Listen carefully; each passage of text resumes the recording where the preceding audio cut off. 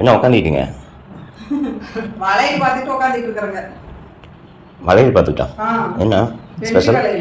வெள்ளி வளையலா? எங்க காட்டு பார்ப்போம். பாருங்க, வெள்ளி வளையல். அந்த காலத்துல எல்லாம் இப்படிதான் வெள்ளி வளையல் போடுவாங்க. இது வந்து என்னோட பாட்டி வளையல். பாட்டியா? அம்மாவுக்கு அம்மா வளையல். அவங்க இறந்து பின்னாடி அம்மாவுக்கு வாரிசு வளையல், பெரியம்மாவுக்கு தோடு, அம்மாவுக்கு வளையல் எல்லாம் பொண்ணு பிள்ளைங்களே கொடுத்துட்டாங்க. அந்த வாரிசு வளையல் இது இருக்கு, காப்பு மாதிரி. அந்த இந்த காலத்துலதான் தங்க வளையல் அப்படி இப்படின்ட்டு அந்த காலத்துல வளையல் பார்த்தீங்களா? சூப்பரா இருக்கு. இப்ப அம்மாவுக்கு வெள்ளி வளையல, கழுத்து செயின் எல்லாம் ஆயாவது வந்து அம்மாவுக்கு கொடுத்துருக்காங்க. இப்ப அதுக்கெல்லாம் பில்லு வேணும்னா நம்ம எங்க போய் பில்லு வாங்குறது?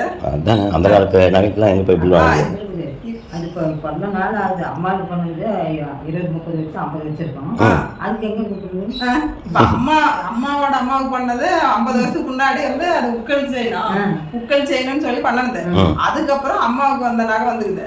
இப்ப அதுக்கெல்லாம் பில்லு நம்ம அவசரத்துக்கு பேங்க் போனோம்னா ஒரு அர்ஜென்ட்டுக்கு அதுக்கெல்லாம் பில்லு வேணும்னா நம்ம எங்க போய் அந்த பில்லு தேட முடியும்? அங்க எடுத்து நம்மளுக்கே தானே 6 மாசத்துக்கு முன்னாடி வாங்கின நகைக்கே வாங்கினோம்னா அந்த பில்லு ஒரு 10 நாளைக்கு வச்சிருக்கோம். அப்புறமேட்டு செட் ஆச்சுன்னா தூக்கி எஞ்சிடறோம்.